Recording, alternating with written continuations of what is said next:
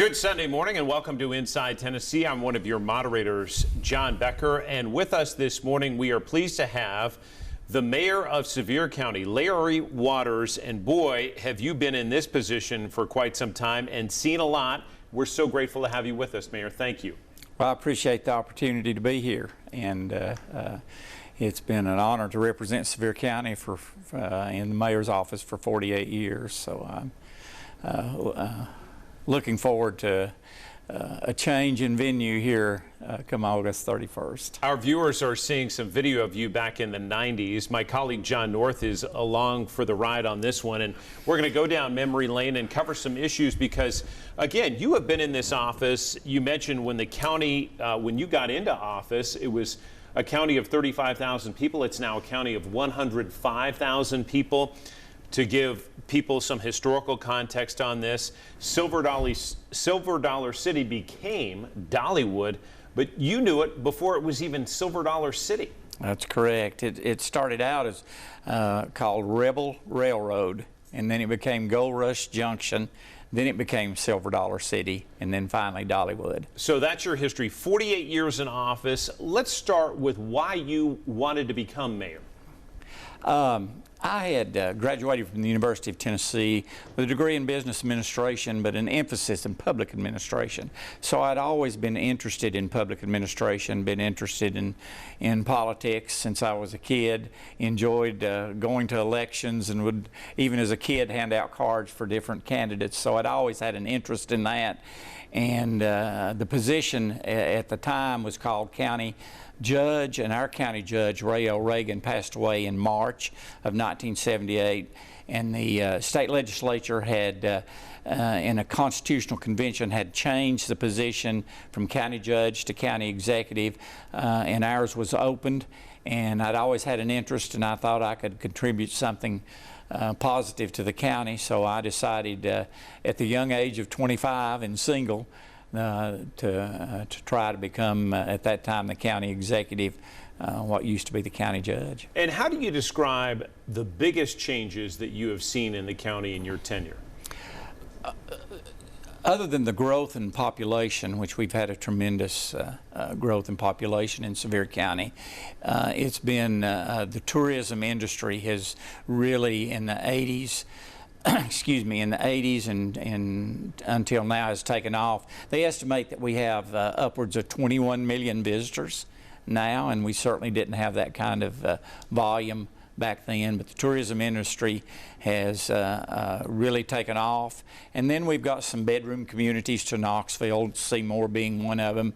We've got some rural areas, so it's a fascinating county because it has so many different parts in its many different areas. And to give our viewers perspective, that 21 million figure, I mean, that's almost double the number who visit the national park, and it is America's most visited national park, the Smokies. John? Mayor, a person who's been in a position of leadership like you have for so long, almost 50 years, very unique. You touch a lot of things, you dream about a lot of things, you work with a lot of people to make things happen. But I was struck when you announced last fall that you were prepared to have this be your last term by what you said in terms of what gave you the most satisfaction, or what, in a sense, is your legacy, and that's the culture that you said that you all had built and that existed in terms of how Sevier County operated. Can you talk a little about that? Because I thought that was really unique, and culture is something that a lot of people just don't appreciate. Sure. When I first went in office, there wasn't a lot of communication between the cities and the county. There wasn't a lot of communication with the other elected officials. And so I felt like that that was important if we were going to move forward.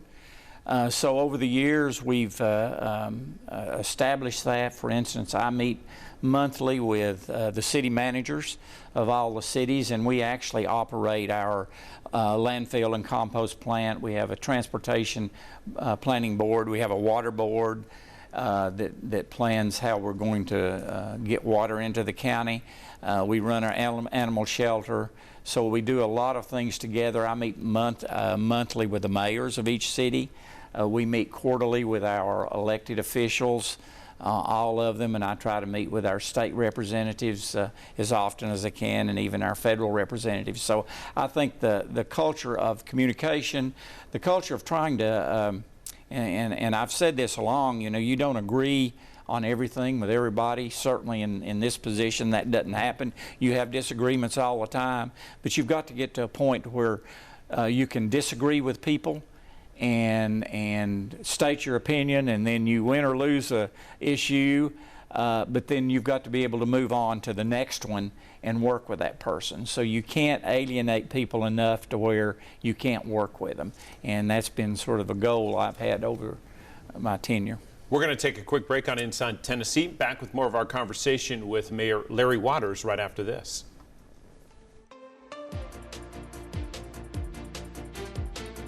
Back on Inside Tennessee with Mayor Larry Waters. He will leave office after 48 years at the end of August. Mayor, again, we appreciate the time this morning. I want to talk about one of your biggest challenges in office. That was the 2016 wildfires. You were in office when those historic fires moved in and rolled across your county. How difficult was it as a manager of people to deal with that crisis? It's certainly the most difficult period in my tenure in office. You know, the devastation, 14 people lost their lives. We had over 2,500 structures that were destroyed, and, you know, the devastation was billions of dollars worth of damage, was unbelievable, and it was getting, again, it was getting folks together.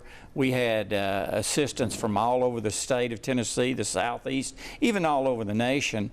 Assistance beginning with fighting the fires, but that continued with putting together teams to help people recover. We created the Mountain Tough organization, which worked with folks who had been devastated by the fire.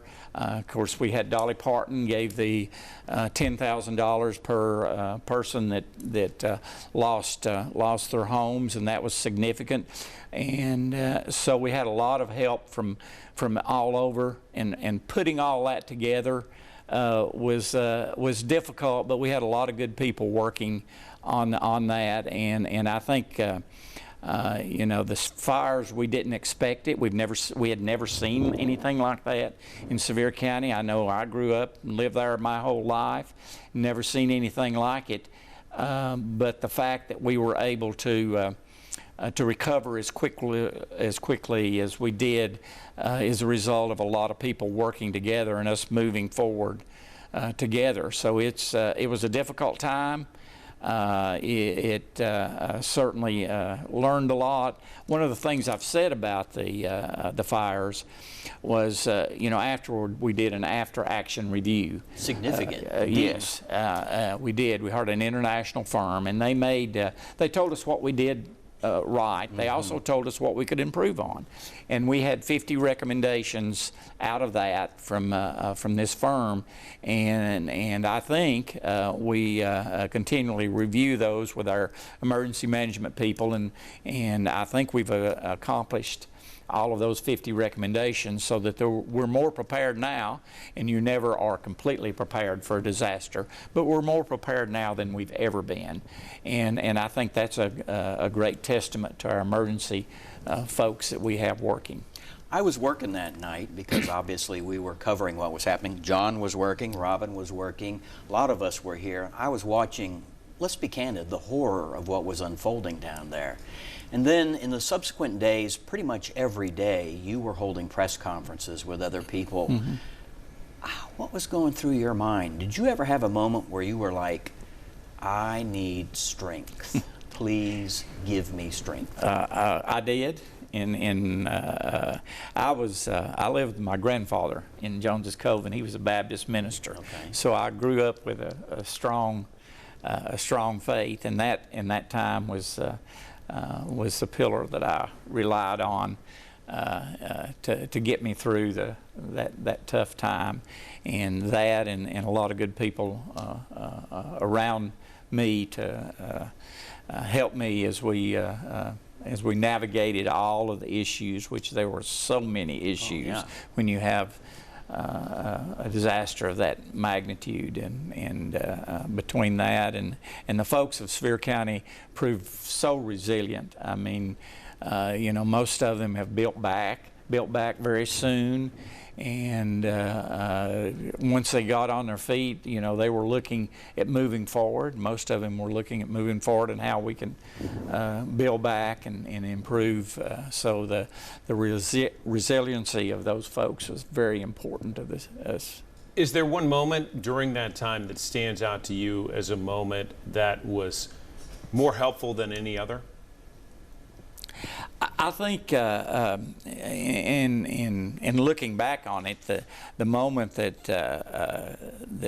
was helpful to me was when I was standing there and we had all the media from everywhere, but then I looked behind me at all of the people that were back there, that were there to support the city of Gatlinburg and Sevier County and its efforts from all across the state, whether it be the state level or our federal folks. They were all there and meeting with them, and you know, Governor Haslam was certainly spot on there in helping, and when you look at behind you and see the support you have, I said, you know, that makes me feel good and makes me feel like we could move forward. They truly had your back. Yes. Both emotionally and physically. They Absolutely. were standing behind you. We're going to take another quick break. More of our conversation with Mayor Larry Waters. John North will lead us off coming up.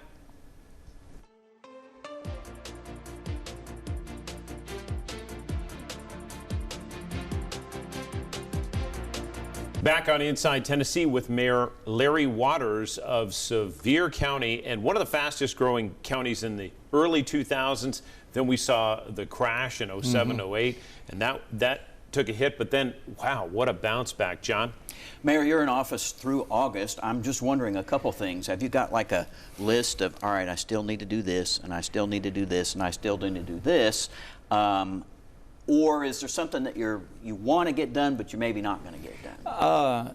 When I made my announcement that I decided not to run again, I told everyone that I'm going to do my best in the remaining months I have to accomplish as much as possible. And I think we're doing that. We have a lot going on in Sevier County, obviously.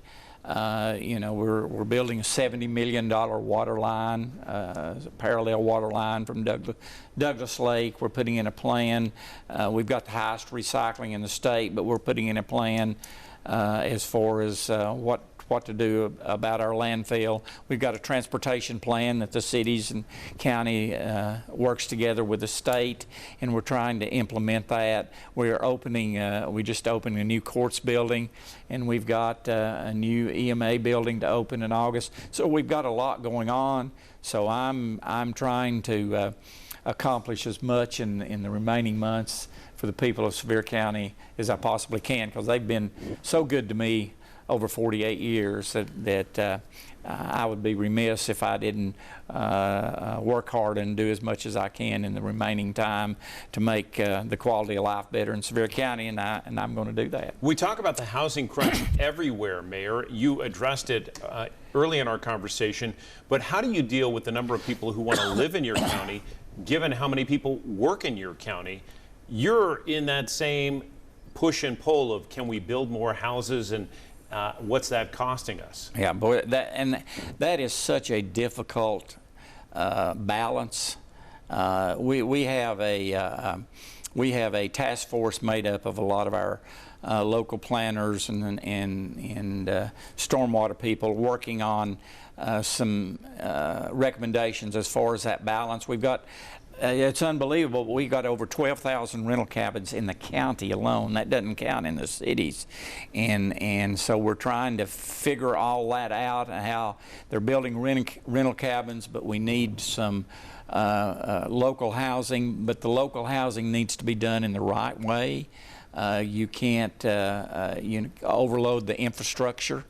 And so we're trying to work through all that, and those are difficult decisions and difficult problems to address, but we've got some good folks working on it, and I'm hoping, I don't know if we'll have the complete recommendations by the time I leave office, but I know there's going to be some recommendations out there about how we move forward. Well, John North saying, thank goodness you have 25 commissioners to work with, right? Yeah, we were joking about that. 25 commissioners, I don't even know how you start to manage that. We have a very strong committee system, and that's really the way you have to do it with that number of commissioners. And again, as I said earlier about communication with the local elected officials and our cities and state and federal officials, the same thing is for the county commission. You know, you have disagreements. You can't help but have disagreements, but you've got to figure out a way to have those disagreements and still work with that person on other issues and move forward. And that's what I think we've been successful at. We've got a good county commission. They don't agree on everything. They don't. I know you find this amazing. They don't agree with me on everything, but we have figured out how to move forward and work together because we have so many issues that we can't dwell on something and let it fester and become a stumbling block to making progress in other areas. You made this point to John earlier, but only about a minute left, Mayor. What's your advice to the person who takes the reins from you? First of all, make sure that that your family understands that there's going to be some sacrifice involved in this. Calls in the middle of the night, maybe? Exactly. And the second thing I would say is I hope the person that takes my place continues that meeting with the mayors, continues meeting with the city managers and meeting with the officials, and continues that communication that we've had, because I think that is the key to any success that you would have, is not alienating people so that they don't work with you on anything. So that's what my advice would be. Mayor, we appreciate your transparency with us, your availability for us, and your stewardship as well in public service. Well, I appreciate the opportunity to be here, and good to see you all, and good to be with you, and would close in saying thank you to the people of Sevier County for allowing me to serve in this position for 48 years. It's been the honor of a lifetime. Mayor Larry Waters with us this morning on Inside Tennessee. Some perspective on the current election underway from John North right after this. Okay.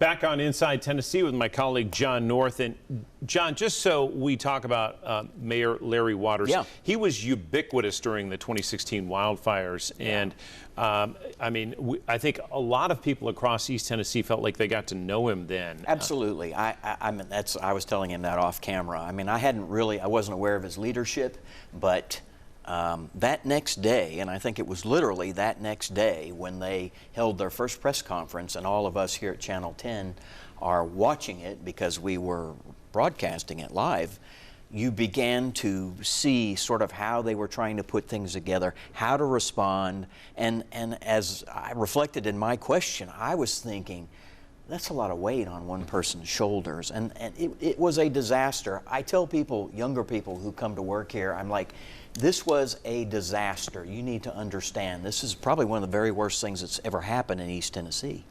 Without a doubt. John, I'm going to shift to the current election and talk a little bit about a conversation you had this week in the 2 o'clock hour, a broadcast with Robin Wilhoit every day, where you get a chance to met out issues in a little bit more depth. And you had a conversation about this campaign and some endorsements. Right. So endorsements are one of those things. I guess some people get really excited about them. I sort of shrug. But for some people, it's kind of a nice little additional bauble on the tree, if you will. We had word this week that one campaign here amongst the mayoral candidates for Knox County was very happy to claim that Tim Burchett, our congressman and former Knox County mayor, had endorsed that person. I'm not going to name them. You can go figure it out if you want. And so a lot of us journalists here in town were like, I wonder if that's really true. We had this press release from the campaign, And if you dig a little further and if you listen closely, and sometimes language gets kind of played around like chess pieces, it's kind of like, well, no, the congressman is not really endorsing anybody specifically, but is saying he loves the idea of no taxes, period, which, of course, who likes taxes? But anyway. Let's listen to a piece of that conversation with John and our colleague Robin Wilhoit. Let's talk about a situation involving some of the candidates in the race for mayor Sure. and endorsements. There are some people of note who are throwing their endorsements out. That's There right. are others who are not. That's right. You know, I always chuckle when we come down to the days right before voting starts because the camps get sort of clever. Critics would say a little misleading about messaging and what have you, but you're right. There have been some endorsements. I'm not going to name who has been endorsed by whom.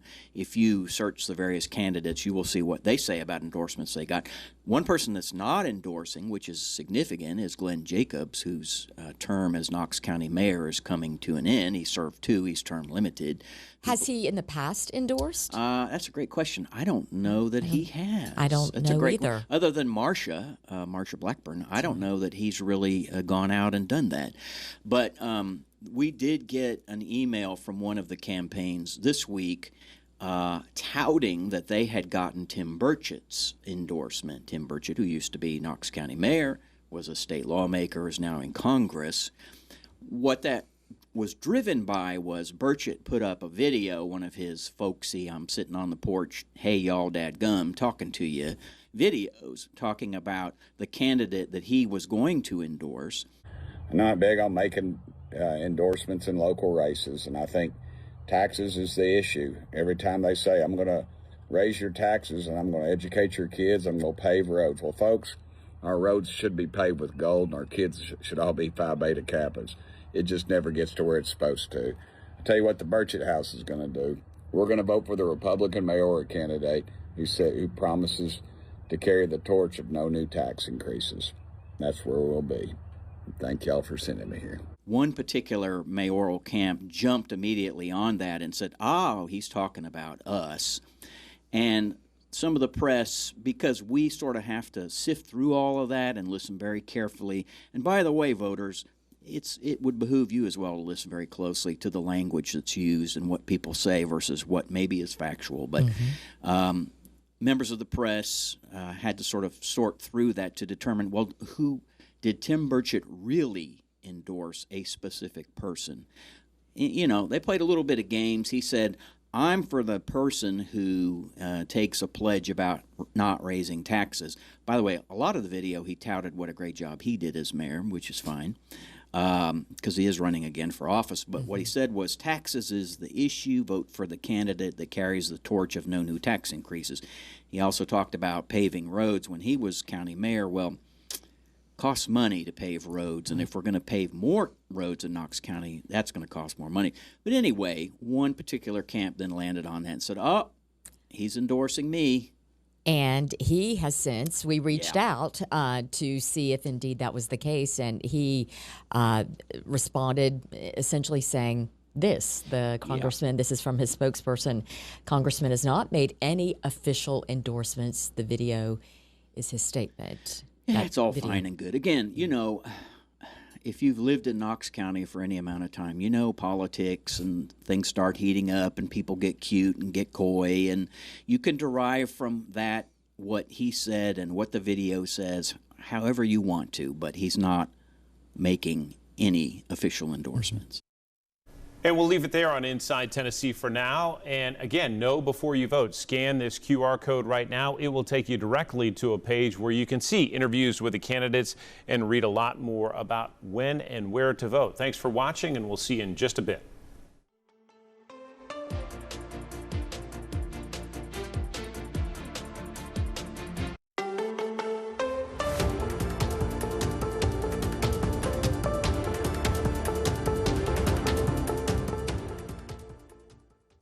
Welcome back to an extended edition of Inside Tennessee. Glad you're with us. We're talking more politics, and we're focused on Knox County.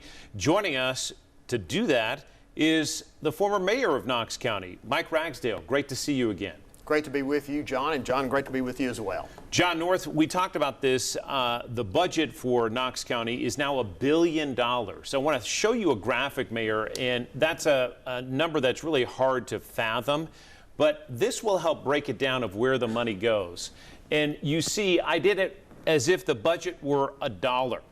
So that means 65 cents of that dollar goes to schools. You see 10 cents goes to the sheriff's office, about 8 cents to debt, and that leaves 17 cents for veterans, for seniors, for parks, for roads. So Mayor Ragsdale, you know exactly what it's like to spend 8.5 cents. That's how much discretionary money that mayors get to spend in Knox County. That's not a lot of money out of that $1. No, it's not. But what you are doing is funding your basic core services. I think most people would say, what's really important to you?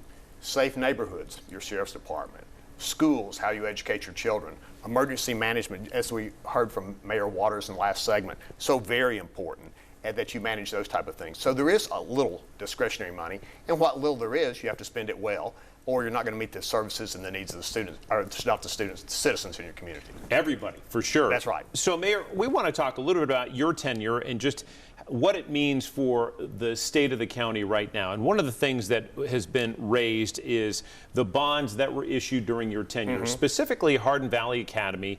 That was, I believe, a 28-year bond that was taken out to build that school, which you made the case for. It was in need right then to get this thing done. But we haven't paid any principal as a county on that and won't until 2027. Was that a good fiscal decision looking back? Well, you can always look back and say, could we have done things differently? But I think it was a good fiscal decision. I'll tell you why. We haven't had a property tax increase in this county since 1999. So that's 27 years without a property tax. I think that's a good thing. That means your citizens are keeping more of their money than ever before. And it was more than just Hardin Valley Academy. It was a new Gibbs Elementary School, a total renovation of the Cedar Bluff schools, total renovation of school in Powell. And in addition to that, we did senior centers, new center in Carter, new center in Coreyton, Halls, South Knoxville, and a major expansion of the center in Farragut. Additionally, we added 100 acres of new park space. And perhaps even more importantly, what we did was the citizens of Knox County, through their government, contributed to a Veterans Memorial at World's Fair Park, and we honored our veterans by contributing the land and $6 million for a Veterans Administration nursing home, state veterans nursing home in our community. So I think those are all good things. You take those things out of our community, and we're not the great place anymore. Now, you still have them as assets, so if someone decides, oh, we don't need that center anymore, you can sell it. But I think we all know that would be a short-sighted approach. Just curious, Mayor, looking at sort of the current situation, some people are saying that the future debt payments that we are facing are very, very dire. Other people are saying it's manageable, but we may have to go without some of the things that we used to have, or we may have to, I don't know, cut back on capital projects. What's your perspective in terms of what you think is most likely? Well, there's going to be bonds that are retired, first of all. But let's look at the health of Knox County financially. Over the past 15 years, the annual increase in our Knox County budget has been $30 million. Think about that. That's not because of any tax increases. That's because of solid economic growth. The county has a $111 billion rainy day fund. We have a $34 million debt retirement fund. Standard & Poor's and Moody's, the two best bond rating agencies in the world, in 2008 we got a AA+ rating from both of them, and we still have that rating today. That's quite an achievement to carry that for that long of a period of time. So when you look at these things, I think Knox County's in a great spot. Would you like to have more money? Of course, all of us would. We'd like to have more money in our personal lives. We'd like to have more money to spend as a government. But sometimes you have to live within your means. And particularly at this time, when gas has climbed over $4 a gallon, when groceries are expensive, I think you have to look long and hard when people are having struggles on the home front to raise property taxes. Listening to county folks, and candidly also city folks who are, as you well know, we are in budget season. Budget presentations are coming up in a matter of weeks. They've been telling me and their constituents for the last couple of years, it's a flat budget, it's a flat budget. But this year sounds really flat. I mean, like, not just flat, but there have been promises and commitments to ensure that pay is higher for things like teachers and other employees. And meanwhile, the growth revenue has not been sort of keeping pace. So people sound concerned that flat may be straining it a little bit. And John, that's a fair point, but I actually think what you'll see at the end of the day, we're in a growing community. And when you're growing, your sales tax dollars are growing, your property tax dollars are growing. As I mentioned, annual growth has been in the $30 million a year range. So that's not necessarily a dire situation at all. So I'm more optimistic than I'm positive. Now, I fully realize that some folks take the approach of what I call the Chicken Little approach with the sky is falling, but I don't think we're anywhere near that. Knox County and Knoxville are great places to live, to work, to raise your family. And the reason people are moving here is they want the same quality of life that we have. So I think things are really good here, and we just have to stay on a course to keep them in that direction. Let me ask you about a specific that sort of relates to what you just described there. Paving is always an issue. You know, roads are an issue.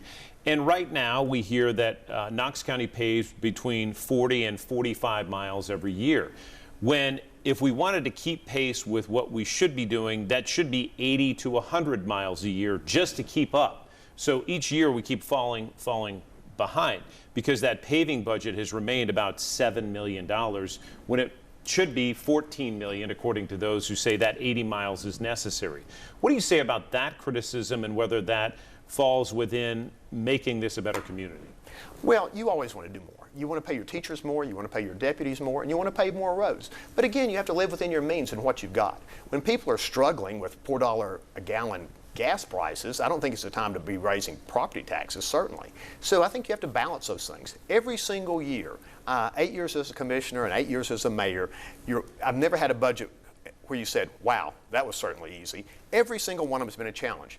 Now, the challenges have been different. In my era, it was more of like, we'd have to have more schools.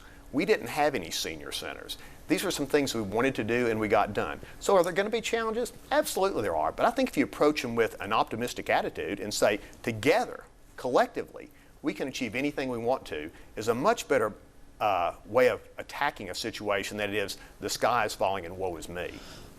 So let me ask you this. You're not in office anymore. You're not beholden to the constituents. In the next 4 to 8 years, is a tax increase likely? I think it depends on who gets elected as mayor. And also I think it's what the needs are going to look like. If we continue to grow, I don't think you will. If we get stagnant, as you alluded to could happen, John, and that's certainly a possibility, anything is at this point in time, then you may want to take a hard look at that. But I would view that always as a last resort, not a first resort. Is it politically realistic to stake the flag in the ground and say, not going to raise taxes, period? Well, if that's your philosophy, I would go ahead and put the stake in the ground and say we're going to live with what we make. But if it's not, you may want to say, okay, I want to be elected, then I want to talk to the citizens across this community and see what their hopes, their dreams, their aspirations are, and I'm not going to go out there whether we are or we aren't. Your perspective on the wheel tax, because you were part of the creation of the wheel tax. Yes. For our viewers who aren't familiar with it, we've heard criticism that it was designed to build a public library downtown and help our community in other ways that it really hasn't. And right now it's serving as double taxation. Is that an approach that you agree with? I completely disagree with that. That may, in fact, be one of the more nonsensical things I've ever heard. Not your comment, but the candidate who approached that. And here's why I say that. When we started listening to our citizens, they said, we want a Hardin Valley Academy. We need a new elementary school in Gibbs. We want senior centers across our community. We think it's important to take care of our veterans. So to pick one project out and say, oh, you didn't do that, so let's get rid of it, is just short-sighted at best. Because that money was used for those projects Absolutely. as well. $12 million at that point in time enabled us to fund $120 million in capital projects. It was a lot then. It was a lot then. Yeah. And so now it generates $16 million. But to get rid of it, you know, it was interesting when it came before County Commission, it had one supporter, and that was the sponsor. The other 10 commissioners did not agree. All right, we're going to leave our conversation there for the moment. We're back with more of Mayor Mike Ragsdale, former mayor of Knox County, and his perspective on the county budget and beyond right after this. Back on Inside Tennessee, gaining the perspective of former Mayor Mike Ragsdale of Knox County. Always good to have that. And well, let's talk a little bit more about what you see as the future for Knox County in terms of whether this county can deal with the growth that is putting a lot of pressure on our roads, on our schools, and other amenities. It is. And when you look at it, however, our schools enrollment is relatively stable right now. It's not really growing. In fact, there was a article that came out this week that said they projected a 2% decrease. That doesn't mean they need less money. They need more money. And here's something that's critically important. Dr. Reiswick and his team have done, I think, a magnificent job of moving the needle. When you look at our graduation rates, when you look at the test scores across the community, we're making some really good progress, and we need to keep that going. I think that's critically important. And the same thing about taking care of your seniors and your veterans. They should never be overlooked, forgotten, or left behind. We need to have services for them. So I think we can address all those issues. Is it a challenge? No doubt about it. But every year's a challenge.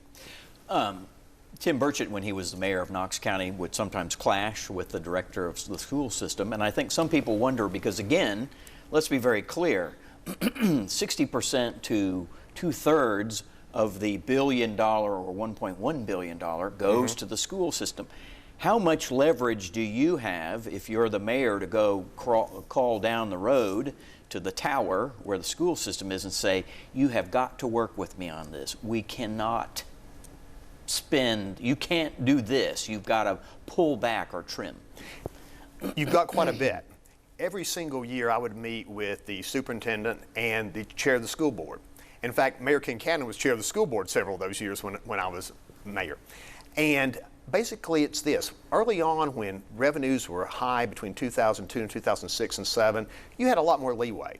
As we got into 2008 and 2009 and things got very tight, it was rough, yeah. Then it was difficult. Sure. But you just laid out the challenge. It's like, listen, we've had some really good raises for our teachers and our deputies. We've built these schools. We're trending in a good direction. Things have to tighten up this year. And I want to applaud the folks who worked with me. They understood that and they adjusted accordingly. And we have to. So if you can work with people and not insult them and just be nice and try and get along, I think you can accomplish a lot. If it gets into an adversarial situation, you're not going to accomplish as much. I'm also curious if I could just shift. This is a significant election in terms of Knox County. I mean, we are seeing major changes in leadership, commission, school board. We're going to get some new school board members. Obviously, we're going to get a new mayor. We're going to get a new sheriff. Right. How does, if you're sitting back as you are, just sort of watching it, what are you thinking about how this is going to work? Or do we just assume everything's going to be fine and everybody will figure it out and find the middle ground? Well, John, let me start with this. It's a lot more fun watching it than it was doing it. So I'm having a great time on the show today visiting with you guys. Armchair quarterbacking. Yeah, that's a whole lot of fun, and it makes me appreciate what Coach Heupel and Coach Barnes go through with people critique. But I think things will be fine. I think you have some good candidates that are running. I think the citizens of Knox County are following this race. And John, you and I talked a little bit yesterday about how many people we think will vote. And it's like, will it be 45,000? I hope it's a lot more than that. And I do think that this mayor's race is going to be incredibly tight. I think the sheriff's race is very, very competitive. But what I would encourage people to do is get out and vote. When more people vote, we have better elections. And that's what we need to be doing in Knox County right now. Absolutely. Yeah. And when you look at debt service going forward, that is a key issue in this campaign. What do you say to people about managing that going forward? We've heard from Chris Caldwell, the county's finance director, about some higher payments are coming, and that's going to eat a little bit more out of this budget. I shouldn't say a little more, a lot more out of the budget. What's your take on that? We covered it at the top, but I just want to certainly underline that. Well, and that's worth underlining. But look at it this way. You've got a $34 million debt retirement fund. You knew this was coming. And Mayor Jacobs has done a good job about saving for this occasion. $111 million fund balance and an annual growth over the last 15 years of $30 million annually. So is it a challenge? Well, sure it is. But on the other hand, look what you got for it. All the amenities that I mentioned and things that make our community a much better place. So challenge, yes. Doable, very. We talked to Mayor Waters a little bit about his perspective in crisis. What was the biggest crisis you faced? Well, there were several. And when I was listening to Mayor Waters offset describe the wildfire, certainly nothing of that magnitude. But my first month in office, we had a train wreck in the town of Farragut where we had to evacuate half the town. And when you're 1 month into the job, you're not ready for that. It's a struggle and a challenge, but we made it work. And we had 2 school shootings, and I don't want us to ever forget about that, because those were tragic situations that you never want to live through again. We had one of our building inspectors who was tragically killed when he fell from a building, and having to go deal with family members is certainly one of those things you hope you never have to experience again in life. So whoever's going to take on this job is going to also be the head of the emergency management agency. So in times of disaster, the county mayor is in charge of the entire county, including the municipalities in it. So that's a big piece of it. Hopefully you don't have to deal with a whole lot, but I'd be willing to suggest that if you're a 2-term mayor in Knox County, you're going to be dealing with some interesting situations. I'll follow up on that. Traffic and bringing jobs to Knox County. How challenging will those 2 things be for the next mayor? Because it looks to me like they're going to be pretty darn difficult. People love to say, I'm all for bringing jobs into town, eco-devo, et cetera, and yet it's becoming harder to find the appropriate ground that's big enough that can service that kind of a thing. And then there's that 18-mile section that we all have to suffer through from one time of our lives or another when you enter Knox from Loudon and you go through downtown. That's a huge headache. How does the next mayor address those 2 kinds of things, do you think? Well, I think in the job creation market that we're going to be just fine. When you look at what's going on in Oak Ridge with the small modular reactors and the companies that are locating there, I think we are really poised, primed, and positioned for great jobs in the future. I think the next 5 to 10 years could be amazing for us in terms of economic growth and great jobs. Some of those may not be necessarily located in Knox County, right, but in my mind, I think that's okay. If a job is located in Blount County or Loudoun County or Anderson County, I always view that as like, that's a win for us. In fact, we did a joint industrial park with Blount County, the first one in the state where 2 counties came together and did a joint park. So we have to be thinking regionally. As it relates to the interstate, the best thing we have going for us is that Senator Massey is the chair of the State Transportation Committee. Yeah. And all of us suffer through that from time to time, and we have to address that. But that's a state road. So the new mayor has to be very cautious and very discreet and very intentional about working with state government and the city of Knoxville. We need someone who can work with state government at a very high level, and we need someone who can work with the city of Knoxville at a very high level. I got to follow up. Sure. I think you were the mayor when the whole Orange route was under discussion and ultimately killed. Is it too late to think about something like that? You know, John, that's a wonderful question. I'm not sure I've got a great answer to it, but I think part of it would be how hard it would be to acquire the land for that. So that would be question number 1. Number 2, what's the cost associated with it? And the third question that would help determine that fact is what can we do to 4075 to make improvements so we're not sitting there in gridlock as you suggest all the time. So that would be a little more study before I think you could give a real explicit answer on that one. Said like a politician. One other quick question before we Sure. close, but homelessness, that has become a county problem because we've Yes. seen it grow from the city core out into the county.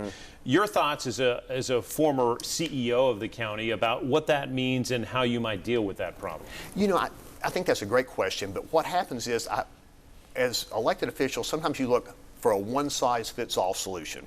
But you're dealing with humans and human lives. And the thing that I saw when Mayor Haslam and I started the Coalition to End Chronic Homelessness was it wasn't as much an economic issue as it was a mental health issue and a substance abuse issue.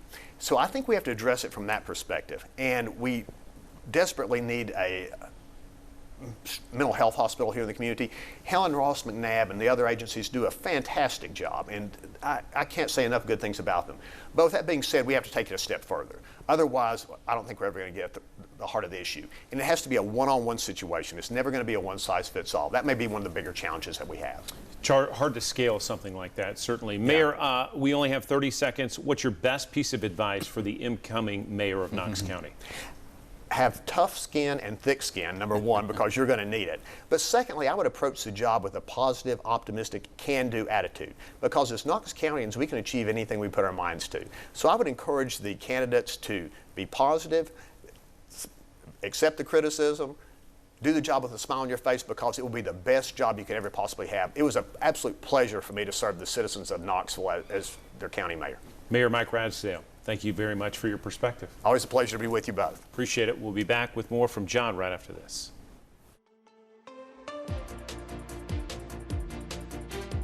Back with John North to talk a little money and politics. And John, the two go hand in hand. They always do. It doesn't mean you raise the most, you get the most votes, but it does have an impact. Well, and I think, I mean, we give it a lot of attention, but I think in the next few weeks, you are going to see a lot of money out there being spent, particularly in this mayor's race.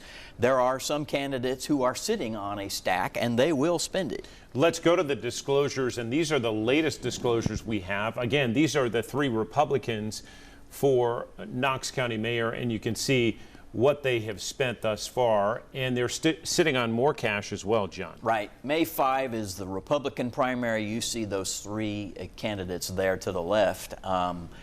Larson is sitting on a good deal of money, which I am confident he will be spending, and I'm also very confident that the other two candidates, Frazier and Henderson, will be spending pretty liberally as well. Bo Hawks, the Democrat, Yep. and again, he will face the winner of the Republican primary, but that won't come until August. The Republican primary is what we're focused on right now. We were talking, Robin and I were talking, you know, you showed a bit of that clip from the podcast, and we were also saying it's very interesting these days how the money is being spent. Used to be you would see stuff like, well, lots of yard signs, obviously, some commercials. But for example, we're seeing on our streaming app, there's one particular candidate who is running constant ads. I haven't been getting as many mailers. I don't know if you have or not. I usually can count on getting a whole lot of mailers. We have been getting some texts, which is also another sort of fascinating way that people are trying to reach you. I was talking with one candidate for county commission who said, yes, door knocking is important, but they also see social media as helping raise that profile. And again, tuning in is really what they're trying to get people to do, because this candidate also said, so I asked, how many doors that you knock on do people know that there's an election going on? She said maybe 10%. That would keep me up at night if I had to hear something like that. But it matches turnout, because we typically see 1 in every 10 people who can vote do, or 2. It's in that margin. Please nudge your neighbor. Please go vote. If you haven't, it started Wednesday, April 15. By the way, we are going to learn more about spending, because we've got one more deadline before May 5. That's April the 28th. We'll have another deadline where they will have to report. I'll be very curious to see how much has been spent between now and April 28th. Yeah, that'll be very telling about what the strategy is about when and how to spend that money. We're also watching some outside races, John. I just want our viewers to understand that we're covering not just Knox County, but a broader section of races. Absolutely. And we want everybody to know we're paying close attention to that. We've had several meetings. Blount County, we just had Mayor Waters on talking about, Sevier County, excuse me, we had Mayor Waters on talking about that. You've got people running for that open seat. In Blount County, you've got 5 people running in the GOP primary. That's significant, because Ed Mitchell, who's been mayor for a long time down there, is not running again. We've got other significant sheriff's counties. Races. Yeah, we're paying attention to the Monroe County Sheriff's race, because that's been interesting. It's been in the news a lot, so that's another one that we'll be closely following us. There's a lot going on in East Tennessee. We appreciate you tuning in for our extended edition of Inside Tennessee. Just a reminder, we want to put up a graphic here that you can scan that QR code, and it will take you directly to our WBIR.com page, where you can see individual interviews with the candidates that we're doing, as well as bone up on some of the issues that may be shaping the races. You can rewatch some Inside Tennessees, and you can also find out when and where to vote. It's all right there. Just scan that QR code. We appreciate you tuning in on this Sunday morning. We hope to see you back here again very soon on Inside Tennessee.